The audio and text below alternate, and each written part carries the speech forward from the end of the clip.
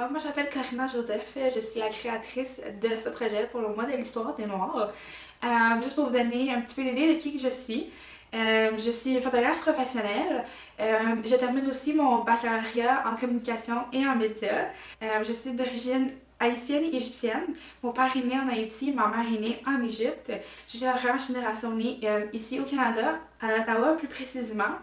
Donc moi je me considère vraiment quelqu'un plus anglophone, canadienne, mais fière de mes origines. Dans le fond, moi, en étant une personne noire, je dirais ma plus grande fierté, c'est mes cheveux.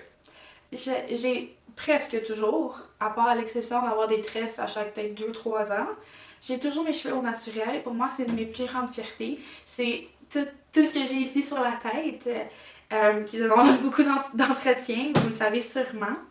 C'est vraiment une grande fierté parce que pour moi, ça me permet de m'exprimer.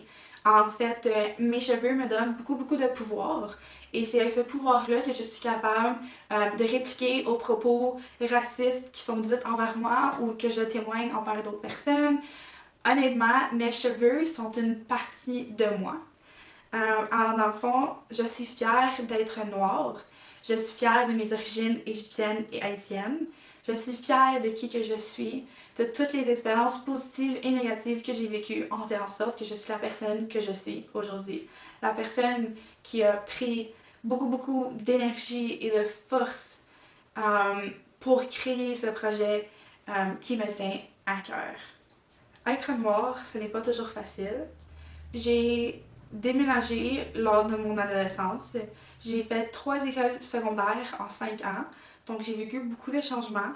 J'ai vécu beaucoup d'intimidation en raison de mon teint, et non seulement en raison de mon teint, mais aussi de la manière que je parle, donc de la manière que je m'exprime. J'avais un accent anglophone beaucoup plus présent au moment de déménager au Québec. Mais j'ai vécu beaucoup d'intimidation en raison de mon teint et de mes cheveux, me dire comme quoi que j'étais sale, que j'étais pas bienvenue ici, que je devrais retourner dans mon pays. Et ce sont toutes des choses que j'ai vraiment gardées à l'intérieur de moi qui m'ont blessée profondément. Oui, j'étais capable de répliquer normalement de quand on dit retourne dans ton pays, ben, de dire que je suis née ici, mais c'est pas assez de répliquer à des jeunes qui disent ça. Pour moi, il faut vraiment prendre le temps d'être bien dans sa peau parce que c'est pas de répliquer envers les autres, mais de les éduquer. Donc, de faire face à des propos blessants, à des événements, des expériences racistes que j'ai vécues, c'est blessant. Et la raison que je fais ce projet, c'est pour éduquer la société, éduquer n'importe qui veut m'écouter par rapport aux expériences que j'ai vécues, par rapport aux peurs que j'ai pour la communauté noire, aussi par rapport aux larmes que j'ai versées pour la vie des Noirs qui sont décédés pour des raisons inexplicables, incorrectes, vraiment dégueulasses. Donc, en étant jeune, j'ai vécu beaucoup d'intimidation en raison de mon teint. Lorsque j'étais jeune, je me sentais pas à l'aise d'en parler avec mes parents. Je ne voulais pas qu'ils se sentent, comment dire, blessés ou comme quoi que leur sacrifice qu'ils ont fait pour ma soeur et moi, c'était pas assez. En tant que parent, les parents veulent jamais voir leur enfant souffrir. Mais moi, je souffrais en silence et j'ai souffert pendant trop longtemps. Donc, avec mon projet, je veux vous partager des choses que j'ai jamais dit à voix haute. Je veux vous partager des craintes que j'ai à chaque fois que je vois un policier ou une policière. C'est plus fort que moi. Je me sens angoissée, même si je fais absolument rien de correct. J'ai peur qu'ils vont utiliser un excès de force pour une raison que eux ils vont voir puis ils vont dire ok, ben c'était nécessaire. Avec toutes les personnes noires qui sont décédées à cause de la brutalité policière, j'ai mal pour eux.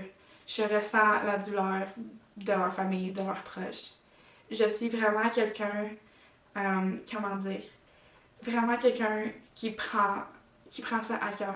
Donc toutes les manifestations qui se passent dans le monde en ce moment et qui se sont passées dans le passé, je crois qu'ils ont place et c'est bien. Moi, je n'ai jamais vécu d'excès physique avec un policier ou une policière, mais de harcèlement verbal, oui. C'est très difficile pour moi d'en parler. J'en parle beaucoup avec ma psychologue, quelque chose que je viens de normaliser, que c'est correct d'en parler, c'est correct d'aller chercher de l'aide lorsque tu en as besoin. Mais des événements comme des gens, lorsque je travaillais dans un studio de photo, qui touchaient mes cheveux sans me le demander, c'est inacceptable. Mes cheveux font partie de moi. Tu n'as pas le droit de les toucher parce que tu es curieux ou curieuse. Ça ne fonctionne pas comme ça.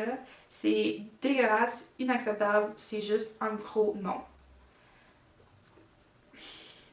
Désolée, c'est quand même très émotif de me rappeler de tous ces moments.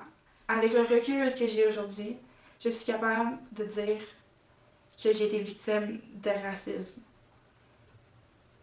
Et ça fait très mal. Les moments où que les personnes m'ont vu et qui ont décidé de traverser la rue ou de tenir leurs effets personnels très proches d'eux, ou quand je rentrais dans un magasin avec un ami de groupe blanc et j'étais la seule qui se faisait demander de laisser son sac en avant du magasin. Ce sont toutes des expériences qu'avec le recul maintenant, je me rends compte que c'est du racisme. À 21 ans, je ne peux pas te dire la première fois que j'ai vécu du racisme. Ça a dû être très jeune lorsque je faisais des sports d'équipe, notamment le hockey, et j'étais la seule personne de couleur sur la glace. Des jeunes filles à qui je jouais contre en ont profité pour me glisser des propos inappropriés. Le racisme, ça commence très jeune. Il y a une partie de moi qui croit très fortement que ça vient des parents, ça vient de la société. Moi, je n'ai pas pu grandir avec des modèles noirs. J'étais entourée, submergée de culture canadienne blanche.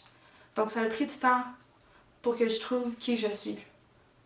En étant une personne noire qui appartient à la communauté LGBTQ+, je peux dire que la communauté noire est très réceptive envers le monde et des différentes identités, mais ce n'est pas toujours le cas.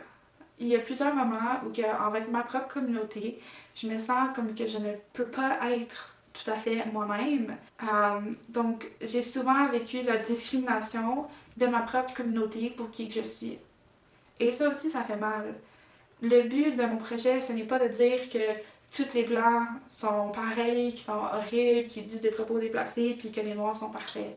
Il n'y a personne de parfait dans la vie. Mais si au moins, entre la communauté noire, on se soutient, c'est ça que ça va prendre pour faire un changement. Parce que moi, je souhaite aux futures générations que le mois de l'histoire des Noirs est célébré, mais c'est une vraie célébration, pas un moment pour se rappeler de tout ce qu'on a perdu ou de tout ce qui s'est passé, mais un moment de dire « Yes, il y a eu du changement, je vois la différence, merci à mes ancêtres ». Donc, avec mon projet, j'espère sincèrement pouvoir créer une différence, que ce soit d'éduquer juste une personne, je serai comblée. Je suis vraiment sans mots avec toutes les manifestations qui se passent dans le monde en ce moment. C'est pour ça que j'ai décidé de faire mon projet. Parce que enough is enough. Pour les futures générations noires, je souhaite qu'ils n'ont jamais à vivre ce que nous vivons en ce moment. Je souhaite que du meilleur pour eux. Plus jamais de ma vie que je veux apprendre que ma cousine en 6e année s'est fait appeler charbon, qui s'est fait traiter de charbon, de quelque chose de laid à cause de son teint. Plus jamais de la vie que je veux que mes proches puis ma communauté souffrent.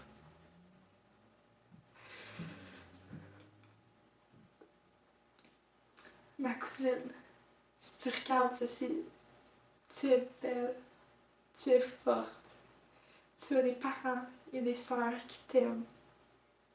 Moi, je t'aime. Je suis désolée que tu as besoin de vivre ce que tu vis, ce que moi j'ai déjà vécu dans le passé.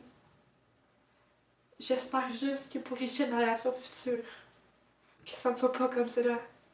Que je n'ai pas besoin d'expliquer à mes enfants quoi faire s'ils confrontent un policier ou une policière. Je souhaite fortement à toute la communauté noire. Que tu sois à moitié jamaïcain, moitié portugais, moitié canadien. Si tu t'identifies en tant que noir, que tu as des ancêtres noirs, je souhaite que tu n'aies plus jamais, jamais, jamais, jamais, jamais besoin de vivre de la douleur à cause de qui tu es.